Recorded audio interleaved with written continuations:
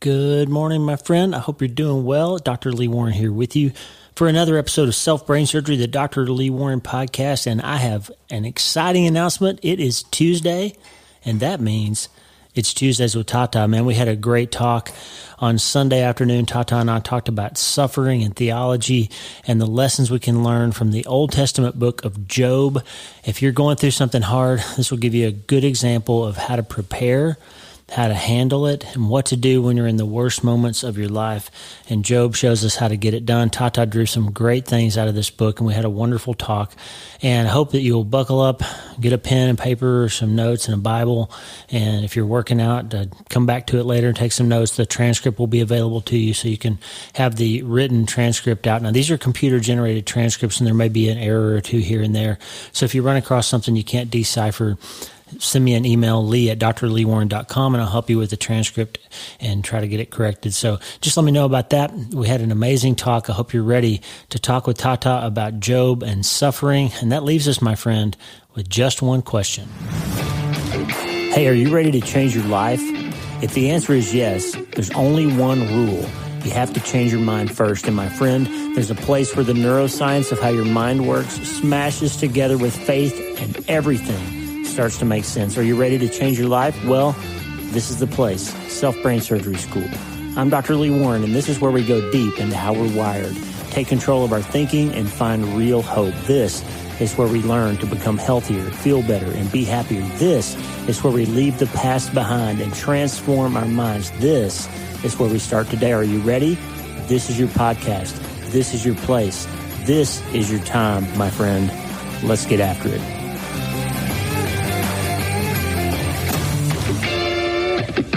Well, friend, we're back, and it's another Sunday afternoon here on the river. I've got my main man, Dennis McDonald, for Tuesdays with Tata. How you doing today, Tata? I'm well. How are you? I'm okay. I guess if it's Sunday afternoon, it must be Tuesdays with Tata. Pray it is. This is the guy right here. So what are we going to talk about today, Tata? Well, what I would like to talk about is Job and what happened to him. And what I would ask that you do, friends, as you listen to this and look at it, and I'll give you time to get to that if you're searching for it, Job in the Old Testament. Put yourself in the story. How would you respond? Yeah. How would you respond? And probably to make it easy for us to first of all, introduce Job, I will read from chapter 1 for you, just to give you some glimpse of who he was. And the record says that there was a man in the land of Uz whose name was Job. And that man was blameless and upright. Wow. And who feared God and turned away from evil. And he had 3 sons and he had 3 daughters. And he's in an agrarian situation. He was a very rich man. He had 7,000 sheep, 3,000 camels, 500 yoke of oxen, and 500 female donkeys, and many servants. We don't know how many. And I recall, you probably heard the expression too, poor is Job's turkey. Yeah. And no turkey is in this list. But one of the things that we discover right away is the posture that Job had as he presented himself to God was his sons and daughters would have a feast and celebrate on their day. I'm assuming the record tells us that it's their day. I'm assuming it's their birthday, that they would meet together in one another's house and celebrate. And what Job would do after they would celebrate, after they finished eating and drinking and celebrating, Job would send for them and consecrate them. He would pray for them. Yeah. And he would offer sacrifices for them. And it's because what Job reasoned in his own heart was that, and it may be that any of my children have sinned and cursed God in their hearts. And this Job did continually. Wow. He was concerned about his family. And praying for his kids, sacrificing on their behalf. Yeah. That's right. And he consecrated them. He was concerned about that they had sinned against God. And I don't know about you, but when this was, I can't tell you. But the first time I read this, I was taken back by the fact that when the sons of men presented themselves before God, that Satan was among them. Yeah. And God looked out and saw him. And he asked Satan, "Where have you been? Where do you come from?" And Satan told him, "I'd been walking back and forth on the earth." But he didn't say what he was doing, but that he was looking. Yeah. Peter tells us that he's like a roaring lion. That's right. He's looking for someone to devour. And the record tells us that God asked Satan, "Have you considered my servant, Job?" Wouldn't you like to be referred to like that? Yep, my servant. My servant, my friend. Have you considered him? Have you thought about him? There's no one like him. He is upright. He has never sinned against God, and he has not sinned against God, and he shuns evil. But Satan answered. He asked a question, and that's what he usually does. And the first time we find, and we think that we know that the serpent was Satan, he asked Eve a question. That's right. So he always asks a question. And what does that cause us to do when someone asks us a question? We have to stop and think. Mm-hmm. And maybe we respond and maybe we don't. Yeah. Maybe we don't respond accurately enough. Maybe we respond out of our heart. I don't know. Pardon me, but I'm a little stuffy today again for some reason. I don't know why. It's Nebraska. Yeah, I guess it's feed dust. I don't know. Yeah. But anyway, Satan then made a comment about Job, about God had built a hedge around Job and had protected him and blessed him with all of these provisions and all these possessions. And so God told Satan, "Okay, you can have your way with him. He's in your hand. Just don't harm him." Yeah. And so in one day, think about this. And if this happened to us, and you think about the times when you've suffered loss and when you've suffered trauma and suffered some dilemma that caused you to just really wonder who you were. But in one day, Job lost everything he had. Wow. He lost all of his possessions. He lost his children. And what did he do? He rose up and he tore his robe and shaved his head and fell on the ground and worshipped. He worshipped. That's amazing. And then he said, "Naked I came from my mother's womb, and naked shall I go. The Lord give, and the Lord taketh away. Blessed be the name of the Lord." I remember we used to sing a song about that. Yep. Blessed Matt be Redman. Blessed be the name. Yeah. Yeah. Blessed be your name. Yeah. And all of this tragedy that befell him, he did not sin, and he did not curse God. That's right. But think about that. And we have no reference to anybody in his family or anyone else besides his wife that had any concern for him. So he was alone. Yep. In all of his misery, he was alone. Yep. But that isn't the end of the story. No. Because there was another day when God's people appeared before him and Satan was among them. God asked him the same question. Where you been? What have you been doing? And he said, "I've been walking back and forth on the earth."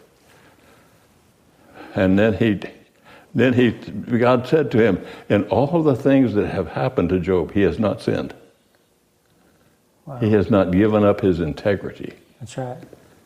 He had lost all his possessions and lost his children in one day. The trauma of that had to be just overwhelming. Yeah, I mean, I can't imagine that.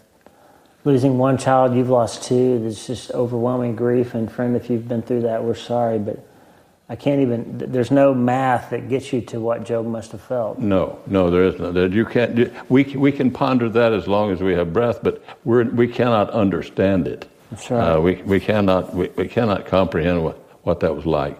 But at the end of this conversation, after God had said to Satan, "Think about this.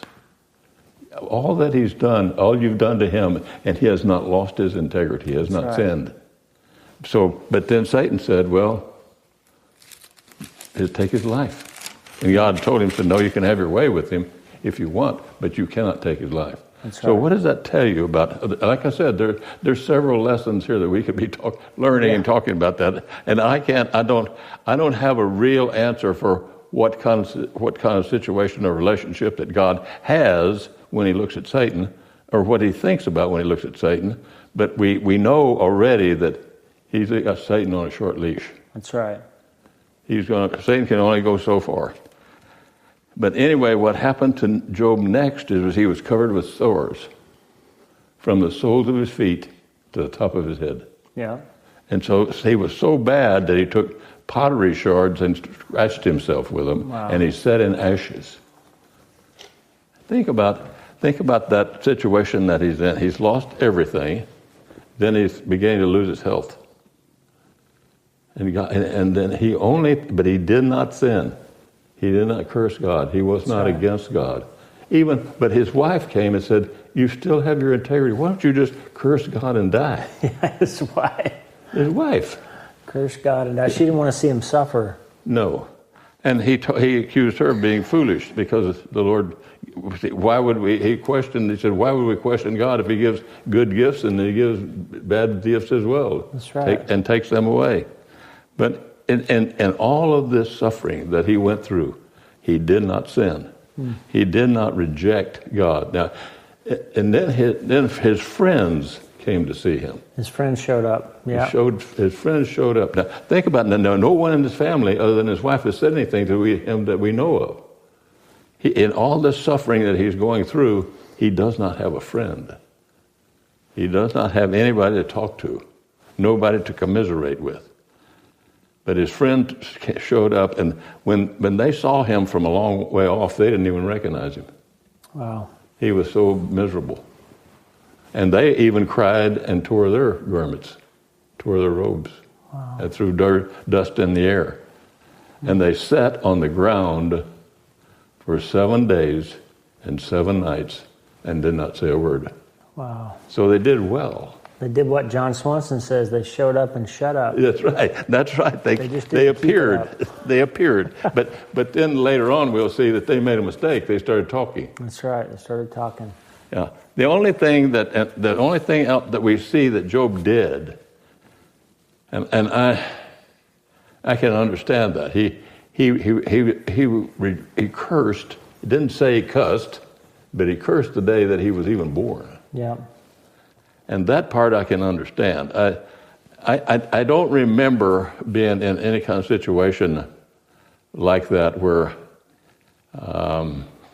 I felt like that I wished I had not been born, or I wanted to curse my birthday. I did not want to curse God, but I can recall some times when I negotiated with him. Yeah, me too. And I can remember times when I said to him, "Why?" And then I can remember times when I said to him, "Well, don't you remember these things that I did?" And then it occurred to me, he knows everything. Yeah, he does. He knows everything. Who am I and I, like Job, I understand when finally at the end of this whole narrative that God talks to Job personally, one-on-one, and Job finally says, "I'll put my hand over my mouth." That's right. And that's where I've arrived. And not far be it from me to even question. Now, does God not like that? Does God reject our questions? I don't think so. I think he wants to hear from us. He wants to know. He wants us to say how we're feeling. Yes. He wants to hear from us about that. He wants us to unburden ourselves. And I think that's what Job was doing. He was unburdening himself. But I can't even comprehend in my feeble thinking, after all this tragedy and all these massive things that happened to him, the loss of his family, his children, his possessions, his own health was deteriorating, and he did not curse God and he did not sin against God. He maintained his integrity. Because, like he said, Job said it succinctly. He said, "Naked I came, and naked I'll go." Yeah, that's right. And that's where we are. We brought nothing in, and we'll take nothing out. Yeah. So we have to. What the lesson for us here is: how do we suffer? How do we grieve? Yeah. Is there a formula? Are there steps? We're told and we're educated that there are, but for me, I can't quite understand the steps. I can't understand the process. All I know is at some point, and here again to me, a lot of this is just, and I count that as a blessing though, that a lot of this is now just like a blur in my memory. That's natural. That's right. And I remember the good times, and I remember the times of when we laughed, but I remember times when. But Satan brings memories that say, well, don't you remember what you did? Yeah. Don't you remember what you said? Mm-hmm. And so that's where we're taught to rebuke Satan in Jesus' name. That's right. In order him to get behind us. That's what Jesus did when he was in the wilderness. And quote scripture to him. That's right. And I think there's a lesson here too, Dad, when we talk about how Job responded with integrity to the trial. I think that is almost what it is. It's forensic evidence that he had done the prehab work, the decision-making work before he had his massive thing. That's right. It obviously is old enough to have 6 children and a vast fortune and a wife. He'd lived through some hard things before. Everybody has. Absolutely. So who knows what those things were? Were they illnesses or stillbirths or, miscarriages or whatever. But what we can tell from Job's response is that when the pressure was on, he fell to a pretty high level of preparation. Absolutely. And so that says for us, this idea that we talk about in Hope is the First Dose is like, make your decisions about who God is, friend, before you have the massive thing happen. Make your decision about the promises you're going to hold on to, what your baseline faith is, because like Tata just said, trauma and the enemy will attack you in the places where you have the most doubt. He'll attack you in the place where you have the most regret. He'll recall to mind the things that you could have done differently or better. And you've got to decide, God still loves me. You've got to know that in your core, what you believe to be true. And so it's not that you won't falter, it's how far will you falter? That's right. How completely will you falter? And Job gives us an example here. Absolutely, and God, the clue for us is that Job said, God gives and he takes away. That's right. So he understood. Now is he blaming God? No. Is he recognizes that all his blessings come from God? Yes.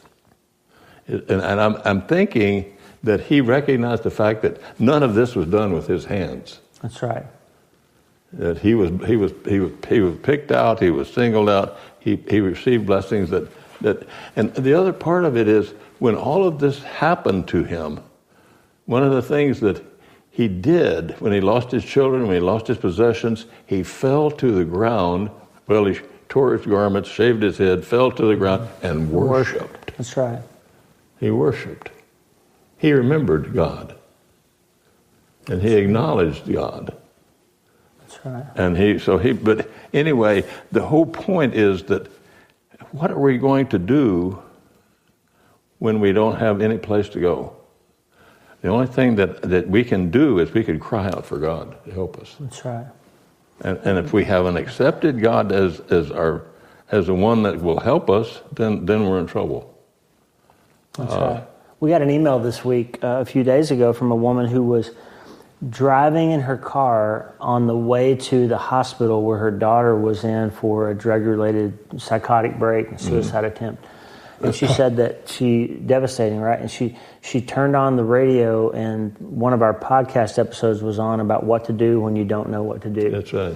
And in that episode, Tommy Walker's song gives us that Job response of, when I don't know what to do, I worship. When I don't know what to do, I give thanks. And that's not because we're crazy. So, hear this, friend. Take it into your heart. We're not saying that you just cast your cares aside and go to church and forget about it and move on. That's not the point. No. The point is that because we know we have a God and a Savior who cares enough about us to receive us in our pain, even though we have sin, even though we were broken, even though we may not handle the trauma thing properly or well, we have a God who can do something about it. That's right. He can redeem it. He can help us. He can come alongside us in our pain. He can rise to show us compassion. And ultimately, there is a resurrection, and we will be reunited with those people that we've lost. So the proper response is gratitude that we have access to the Savior, the healer, the one who cares about us. It's not crazy, forget about it, move on, worship. No. It's not that. It's thank God we have this ability to turn to Him because He's the only one who can help us. That's right. And God doesn't promise to fix it. That's right. He doesn't say He will fix it. He doesn't say He will bring them back. He doesn't say He will give us good health. He doesn't prosper us. But He does say that He will be with us. And that's one of the things that has plagued me for a long time, and is that you don't forget. You can't forget. You'll have memory of it, whatever the event is. You'll have memory of it as long as you have breath. That's right. And I don't know, I'm not saying that that's good or bad. I'm not judging it. I'm just saying that's a fact. Mm-hmm. So, but in all of that, the only thing that I know that you can do is ask God for peace. That's right. And comfort and help. And one of the things that you have to we have to understand is we have to say, ask God to help us get through this. Right. Help us get to the other side. There's an Old Testament, New Testament duality here that is helpful. When you say we can ask God for peace, Paul says in Philippians 4, when we feel these things, when we have anxiety, we are to be anxious for nothing, but in everything by prayer and supplication, present your requests to God, and what will happen? And the peace of God will guard your hearts and your minds in Christ Jesus. He'll guard your heart. Right? Yes. The Old Testament, it says He is close to the brokenhearted. He will rise to show you compassion. He will present His peace to you. He will get up. He'll get up out of His chair to come and help you in your weakness and your pain. So here's the point of that, Tata. The point of it is when He says that His peace will guard our minds, what happens to you when you're in extreme stress? What happens to you when you've gone through the massive thing? Your mind goes crazy. That's right. And you start saying, this is my fault. This is never going to be okay. I will never survive this. My family's going to fall apart. You start hearing all these lies that come. Yes. Some things may be based in some truth. Yes, I'll always be sad. Yes, my family will struggle with this. That's right. But the follow-on thoughts are not usually true. No. You're not disqualified from being a dad anymore. That's right. That's right. Your wife's going to leave you. This is going to end up this way. So what happens is God comes in and says, from the Old Testament, cease striving, be still. That's right. And know that I am God. I'm going to help you here. I'm the one who can get in the boat with you, like you said last week, and calm this storm. Yeah. I'm the only one who can help you in this moment. So cease striving and be still, and I will guard your heart while we get through this together. Yes, and that's the key right there. Because remember that in all of this, all the tragedy that fell upon him, he was alone. Yeah, he was alone. That's right. He was by himself. He needed help, and so 3 friends came to him. And they did well for a time, and then they started answering Job. I thought they were, and I'm sure that their motives were correct. And God didn't appreciate it, though. That's right. He didn't agree with them. No. In fact, all of them he put in the same pot by accusing them of wronging Job. That's right. Well, they committed one of the cardinal sins that I think we do when we talk too much, when people are hurting. And one of the cardinal sin is we attribute to God things that are not true of God. That's right. They're saying, well, this must be happening because you sinned. You must have done something wrong. They start accusing Job of not being and not having integrity or being who he seems to be. Well, and the key to that is, whenever you go to see someone that is in that kind of situation, ask this question of yourself: What would I do if it was me? That's right. What would I want if it was me? I'd be quiet. So the fact is, they were applying bad theology in this situation, which we face too when somebody says something like God must have needed another angel or something like that. That's not true. People don't become angels when they die. Bad theology. It's bad theology. So when you attribute to God something that isn't true of God, and in this case it was, God must have done this to your kids because you must have sinned. We know from the Old Testament, He doesn't kill your kids routinely. when you sin. And there are some examples of David and his son and all that. But it's not necessarily true that the bad things that happen in our lives are because of our behaviors. No. Or our parents' behavior or somebody else's behavior. Sometimes we live in a fallen world and bad things just happen. And when they do, it's traumatic and it's tragedy, and we have to let God help us get through it. That's exactly right. But one of the things that we want to impress too is that if you're hearing us, that this may sound, we're not making it easy.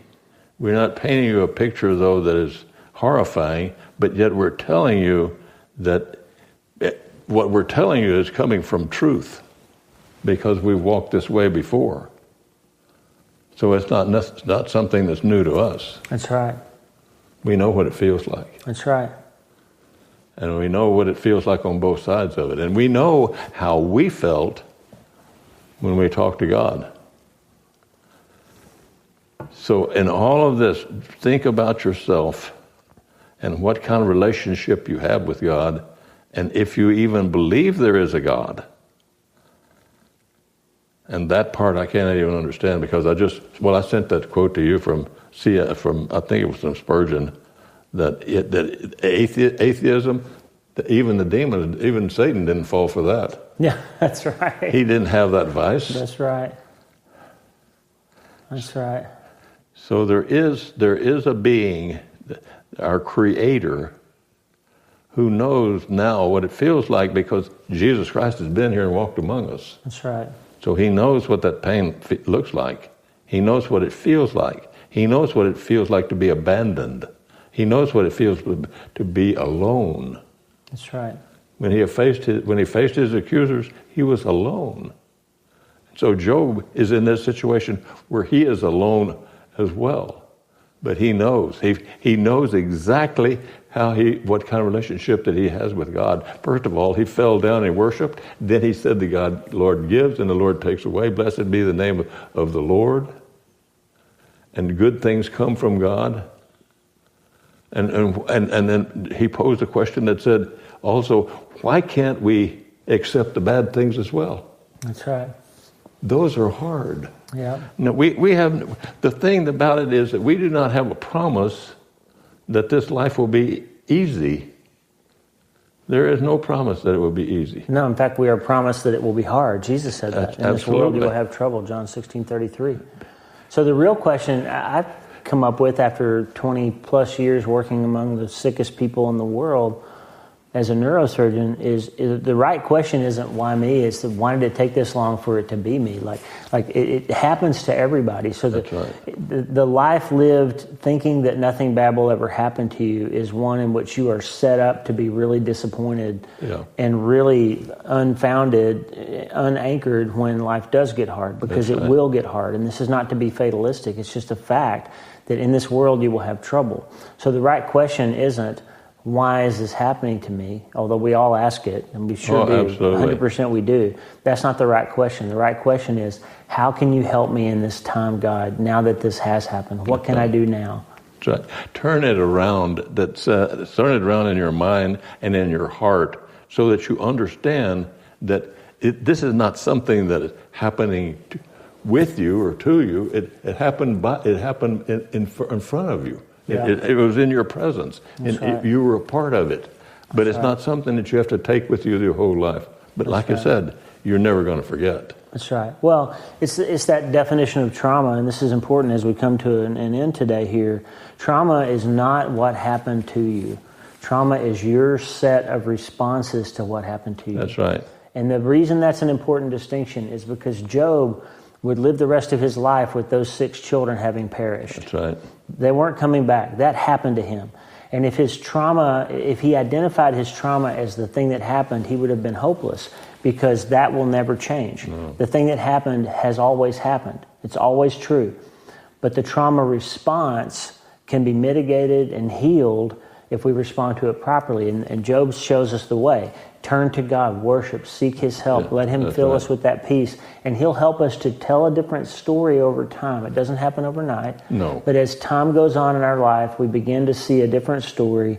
where we can be sad and find abundance in our life again. That's the reason that John 16:33, in this world you will have trouble, and John 10:10, I came here that you might have an abundant life. That's the reason that they are both true at the same time. That's right. And God made the ultimate sacrifice. John 3:16. Yep. For God so loved the world that he sent his only begotten Son. That's right. Jesus Christ came, and he lived and he died. He was killed by people that he talked to. That's right. People that knew him. That's right. And even the Romans couldn't find any fault with him. Yeah. Truly innocent. And yet he suffered greatly for us. That was the price that was required. Why that price? I have no answer. We'll know someday, maybe, but by then we won't. When we're in heaven, we won't be worried about asking a question. That's right. So it is. So the thing is that about all of this, as you think about these kind of things, put yourself in his situation. What would I do? And ask yourself that question. What would I do? How would I respond? Would I give up everything I have? Probably to go back to where you were. But there's one thing about it, we can't go back. Nope. Yesterday's gone. All we have is right now. That's right. As we sit here. That's right. And tomorrow may or may not happen. That's right. We may not have tomorrow. So we have to do what we can today. That's right now, as we sit here and as we live and as we breathe. And we have a choice. You can decide. I can decide whether I'm going to face this and I'm going to ask God for help, or I can live in misery the rest of my life. Wow. Well, that's an important decision, Tata. So we've come to this crossroads where we have a decision to make. We're facing these massive things. We're going through this hardship, Tata. We're dealing with what seems to be impossible, but yet Job has shown us a model of godly suffering and where to turn for answers. And if somebody's going to make that kind of decision, when should they start? Start today. Let's start today.